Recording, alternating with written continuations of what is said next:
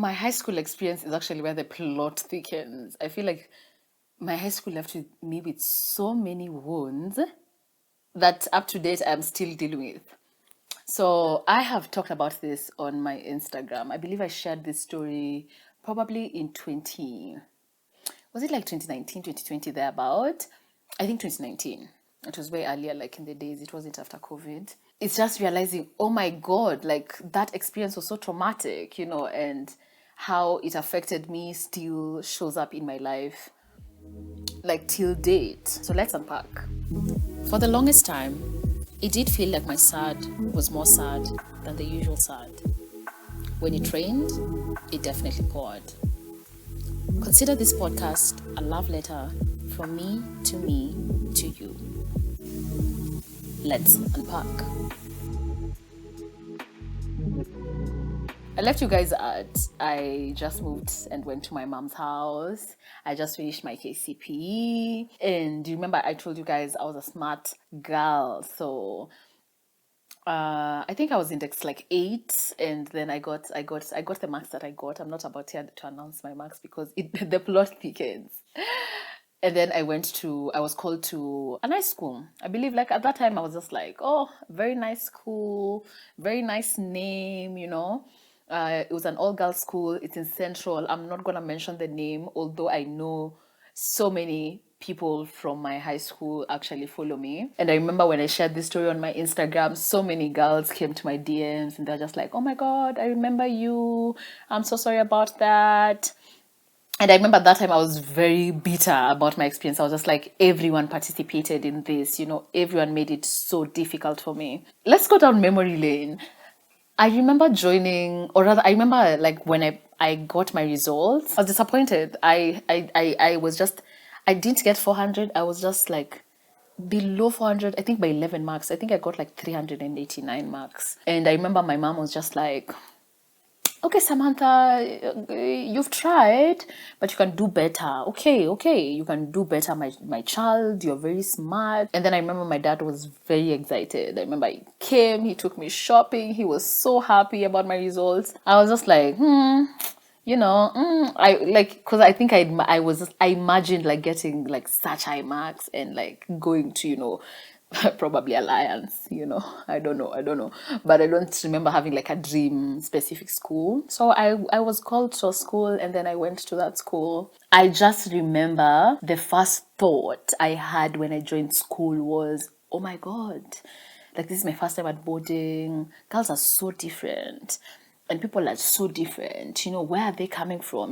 There's people coming from different places. Like we're all in Central, but there's someone from Kakamega, there's someone from Nairobi, there's someone from Thika. There were just people from different places. I remember the first conversations that made me a bit uncomfortable while in high school was people talking about where they came from, where they lived. And I think that was the first time I actually experienced like, or rather I experienced like classism in my head. Like I was just like, oh, the people here who are rich, and then the people who are like rich, and then there are people who are just, like they're just comfortable, they're just living. So I remember having those thoughts in my head. I was just like, the classism was very loud in my head, and I don't know why. I don't know why that was, but I just remember thinking so many things. Because I remember, when people are conversing, that's like, yeah, me, I went to this school, and then it almost like it felt like there were also like cliques, like people came from a certain, either they come from a certain hood or a certain school, and like they're friends. So there are people who still, like, there were people who are familiar to them, but for me, I was just like, oh, no one is familiar, nothing here is familiar, And I remember at one point, I was like, I wanted to, ask someone. There was a conversation I think I had like maybe around Form 1 of like where I stay. So it's just one's for where do you stay, nini. And then, like you go ask someone, do you know Shauri Moyo? It's next to Makongeni. I remember that conversation and how it went. I was like, it's next to Makongeni. And then there's a Makongeni in Thika. So I remember everyone always knew that Makongeni in Thika. So at that point when I discovered that, I was just like, watu hawajui mali naishi. Must be so crazy because everyone now knew about Buruburu, but now they like Shauri Moyo was just it was strange, So I think from that point, I don't think I really talked about like where I come from, where I stay, and just topics around that. Like I think it was, from that point, I just like your story to Ili and Ivo, Elisha to Ivo, Maybe I shared with my friends, like my group of friends that I got to create in the school, because I believe that's where my beliefs in friendship started there. I feel like those are the friends that even till date, like some of them I still talk to and like I still interact with. Like I got a lot of notions around friendship in high school through my very group of friends. Aside now from the me noticing like a bit of, like classism here and there, I'm just like, the people who are richer than me, who like, like there was just that kind of notice. I remember how like the culture shock I had. So I've told you guys I was a smart girl. Like I came from a school when I was in class 3, and then I'm just like, no competition for you in this school. You're so smart. And then I went to primary school, and I feel like in that primary school I was so popular because I was also so smart. You can imagine as a kid, it kind of like becomes something that you identify with. So I remember going to high school, and in a stream you're like 180 people, like in like like in like form 1, all of you call like 180, and maybe each class has like 40 kids, and then like there are like 5 or 4 streams, depending on the class intake. When the results would come, I'm just like, wait, what's happening? Like the culture shock was actually so real. Like I feel like for me it was so real, and I think it wasn't helping the fact that I am such a big personality, because I feel like my personality through and through has always been the same. Even when I was in primary school, I had such a big personality, and I feel like also in high school, I had such a big personality. And by a big personality, I mean there was always some sort of attention towards me, because I can't really pinpoint at like where I became like popular in high school. I don't know what I did. I don't know how I was. I don't know what happened. But something that I remember like taking control over my whole high school experience was the administration. And by this, I mean like the teachers. Like I used to have like favorite teachers, but at some point I really felt like the teachers were against me. I don't know at what point the administration was just against me. I don't know what I did, but that kind of like my whole high school experience, I just felt like it felt like a book from like an enemy of the people. Like I felt like an enemy of the people. And I come to unpack that. I think what we call these people are like, you become a mrui. Remember, like we call them like mrui, like someone who is very, like a rebel. Yeah, mrui is a rebel. I think I got, or rather I carried such rebel energy from my high school experience. I remember it being like the principal would like come to the parade, and then would just be like, now that I think about it, that like so many things that happened, like they don't like make sense in my head. But I remember she was very much against me. Like she would just like, it was those, like I think her mode of punishment was shaming you. And by shaming is she would go in front of the parade and be like, there are people who are doing this and this and this. And then maybe she would hint, and then maybe she would mention a name. I remember she really loved using like the term, like the Nyakoes, and like that Nyakoe girl. Like she would phrase it, so she would talk about me so negatively and in front of people. And I remember it would be even as bad as like we used to have like Thursday mass, and I remember going to that mass so scared, because I'm just like, oh my god, I don't know what she's gonna announce about me this time. I don't know what I did. Like I'd be scared. I'm just like, did I have a tie yesterday? Had I tucked in? Like it used to be like, I remember it used to be small things like I tucked in. I used to have a problem sleeping. Like I would sleep and like I would wake up so late, and I'd get punished. So I remember my punishments were around me sleeping, me getting late. And definitely now the fact that I wasn't performing, and I've explained I had such a big personality, I feel like kind of brought so much attention. But wait a minute, I actually think I know where this came from. When I joined high school, the first few weeks, I think they had people like select prefects and everything. So I remember I either chose myself, like that's where the big personality is coming from. I remember. So I remember I chose myself as a prefect. As you progress, oh, that's how she was on my radar. Now I remember. Yeah, that's what happened.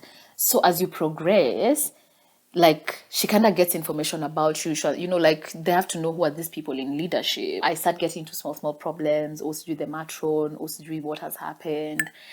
Yeah, then I actually just became popular and it was just in the negative. The fact that now she used to amplify it. Now that's the principle. She would amplify it, amplify it. It was such, it became like now the whole administration. You know, this teacher doesn't like me, or this teacher comes to class and talks about how they talked about me in the staff room. That was I feel like that also spilled over to my friendships. I did feel at some point that some people were not comfortable being my friends because of how much attention I brought, just like how much of the admin, like how much of the authority eyes would be on them once they maybe started spending time with me, or like they started hanging out with me. Now I feel like now that was a feeling of seclusion that was stamped inside me. I pretty much felt secluded the whole time I was there. And I was there for 4 years. Like it was that school where at Form 1, after everything that had happened, I was just like, Mom, can I move? Can I move schools? It became such a difficult thing and just a difficult venture until I just gave up on it. And I was like, you know what?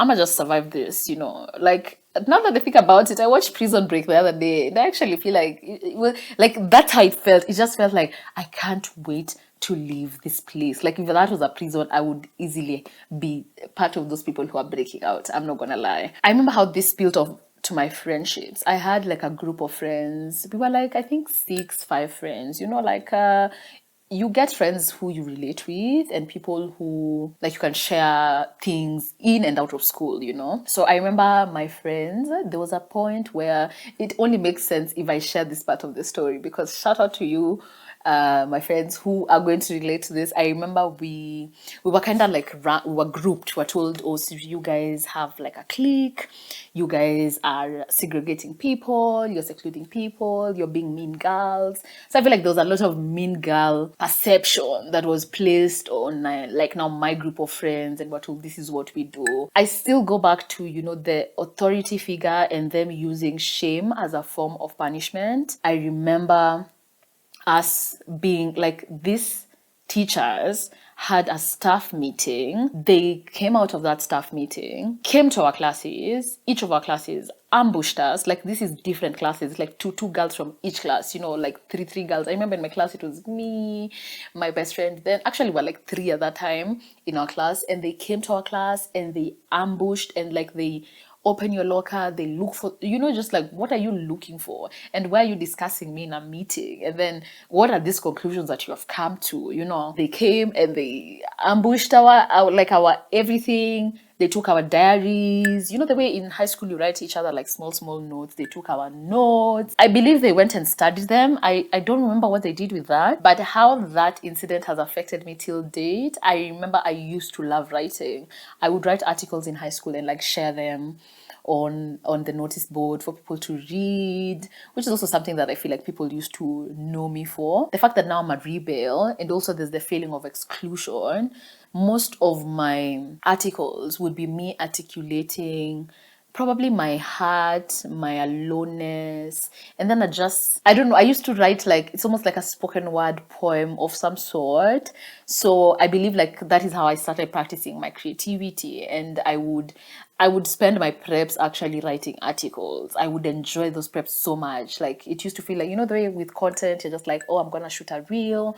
So for me, I was just like, oh, today I feel like writing. I'm feeling like I have so many emotions. I'd want to write them down. While people are reading and doing what they're doing, I'm writing articles. I'm just like, oh, this is gonna be nice. And you know, I have a nice handwriting. So I write one, and then in the morning, I wake up, the first thing, I go and pin it on the notice board. And it would be such a nice feeling, especially just passing by after breakfast and seeing people like notice it's you.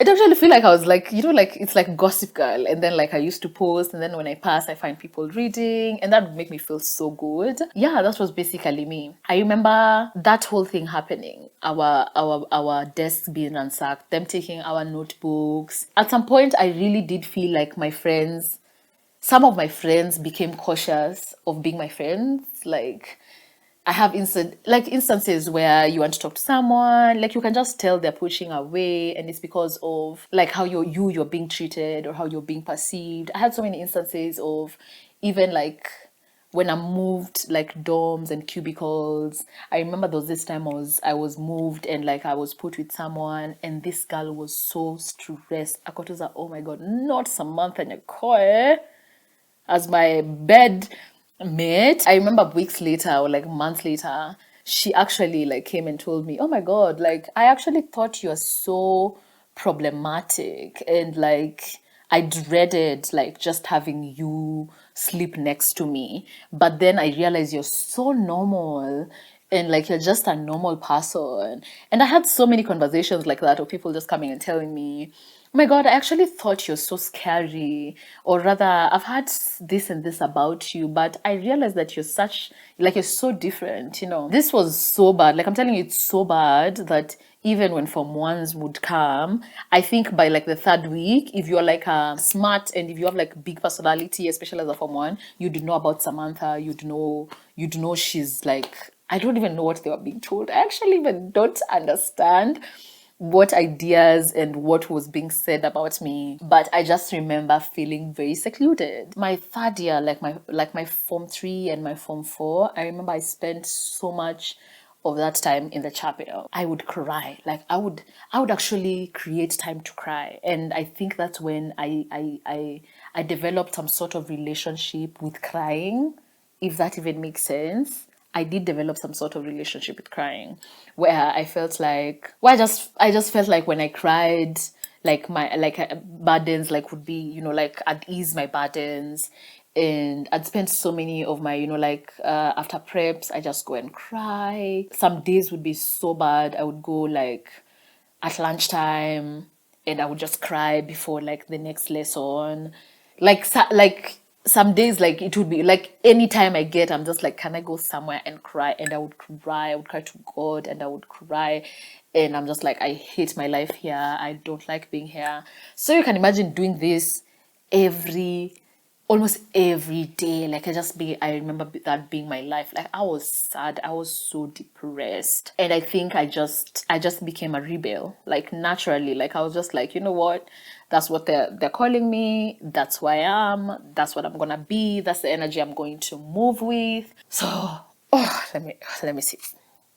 So that basically was me. And I think when I think about it right now, I feel like I have like mean girl energy. And the way it's affected me, like in the present, is sometimes I feel like the mean girl energy it can also be towards myself, like some energy of meanness and seclusion. And I believe from the 4 years I spent in that high school, it almost stamped something in my brain of just it gave me a very fucked up sense of self, like a very very very messed up sense of self. I'm gonna say very very messed up. I remember this is when the tea is getting hotter, because I remember at that time I was I in form 4 and from two, from four. I don't know at what point I actually became friends with this girl. I feel like I've shared this story. I've never really shared this story like out loud like this. I've shared this with my friends,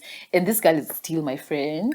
But at that point, I kind of like I found this person, and imagine like I'm very sad, I'm going through so many things, and then I remember she was that calm energy, like she had such calm energy, and it did feel like she wasn't like my friends in my class, like in my form, because I felt like even these close friends of mine who we had gotten into so much trouble together and had been shamed in front of the whole school together, and like so many labels put on us, I still felt like our friendship was quite strenuous. Like it just didn't feel like they were giving me like, like full on attention. Like it just felt like they were being very careful around me. That kind of made me sometimes feel like, you know what, I can just do things alone. And it doesn't help that I am an only child, or rather I identify as an only child. So in those moments I felt so alone.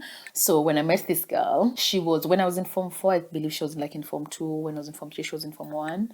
So I remember we bonded, we became so close. I would share with her like some of these things that I was going through. I would spend like every day with her. Like it was one of those things, like I would spend every single day with her. Like at lunchtime, I'm just like, you know what, this school is stressful. So instead of the even like at the chapel, even if I needed to cry, she knew she would find me at the chapel, ready to cry, like ready to be, and I feel like our friendship was very, like, it started off with comfort. Like she comforted me, and I think we built a dependent type of relationship whereby I was like, I just felt like around her I could be okay. Like I could be sad if I wanted to be sad. I could tell her how I hate everyone in this school. Like we kind of trauma bonded around the school. Actually, that's what I'm gonna call it. I'm gonna call it trauma bond. And I think that was when, at that point, I struggled with my sexuality. So I feel like after that, I really tried to learn so much about, like, like liking girls, and also just like, do I like girls? Do I like men? Like I struggled I, around my sexuality, because now I had grown so fond of this person. I think this is like, I tell people like, this is the first instance where I felt like I was in love, like I loved someone, because like there was the emotional aspect of it where this person was comforting me. I felt like this is the only person who understands me. And looking back, I usually say that I feel like in that setup, and with everyone pushing me away and to the side, it does make sense that I was so attached to this person. I think I went through such a crazy experience, because now I got to finish school, I left her in school, and how that looked for me, especially in terms of like now me dealing with my sexuality, I would cry. I would pray to God. I'm just like, but liking girls, I was like, like, and right now I have so many friends who are like queer, and I feel like if I didn't go through that, I don't know if I would understand them, or I would understand the whole, like I would just understand the whole community. Like I don't think I would understand like some of the things that they go through without going through that phase. I know this is a very, very sensitive topic, so I'm not even going to talk about my beliefs. I'm just going to talk about my experience, and me at that time feeling like I was attracted to this girl. I loved her. Like for sure, like that was my first relationship. I've had a girlfriend before. I don't know if we became official. But hey, high school is so crazy, because now I think the environment now started. Oh my God, the ECG, they're definitely lesbians. They definitely like each other. They're definitely doing things in the dark. Like it used to be so crazy, and like people would watch us. Like I feel so bad, because I think after high school is when I realized, oh my God, like that must have affected her, not even me. That must have affected her really badly. But I guess that's her story to tell, because I don't think it's something that we've really debunked over the years. But I did also now get now a whole now different energy of people excluding now both of us and just talking about it, and it just became such a messed up situation, because now you can imagine I'm dealing with it in my head. I'm crying about it. I'm wondering what to tell my mom. I'm just like, what's happening? Because I feel like at some point, actually, it's something that my mom actually found out, and I don't remember her being awkward, weird about it. Like I could tell she was like, I could tell some sort of discomfort, but I don't remember her giving me any energy of exclusion or whatever. I just feel like she was just like, okay, she's 18 years old, like she still has a long way to go, she still has herself to figure out, and that's a process, so I'm gonna let her go through that. So that basically was that. Like I feel like my high school, there was the, like me fighting my sexuality, me fighting my brain, and like the sad and the negative energy that was in the school.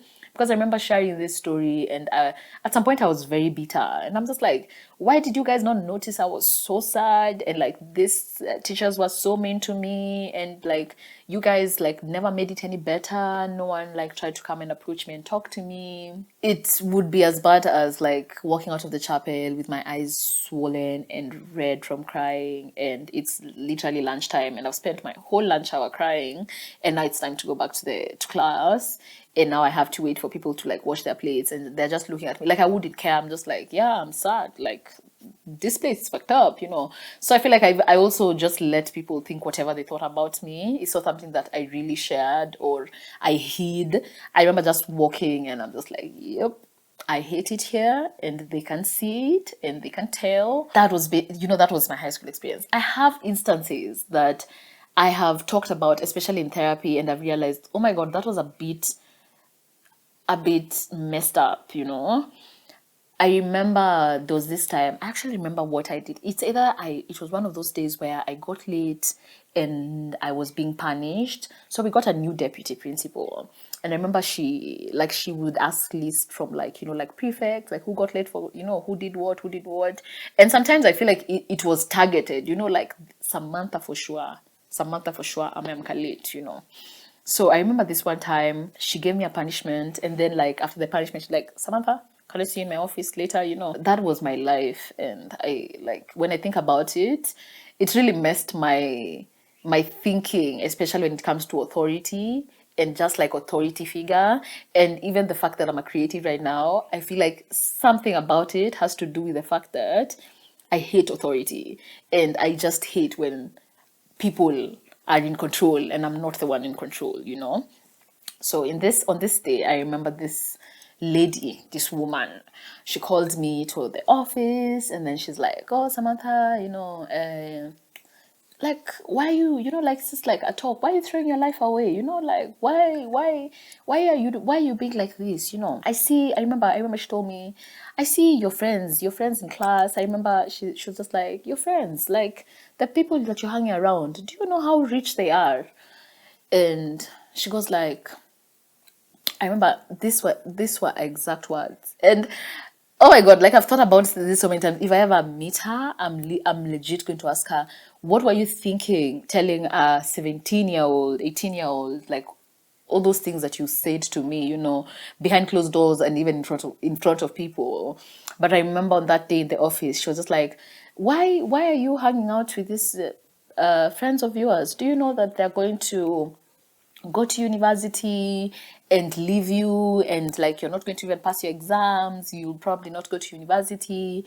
I've seen I'm this lady legit told me, she was just like, I've seen your dad's car. He drives a very small car. I can tell he doesn't have money.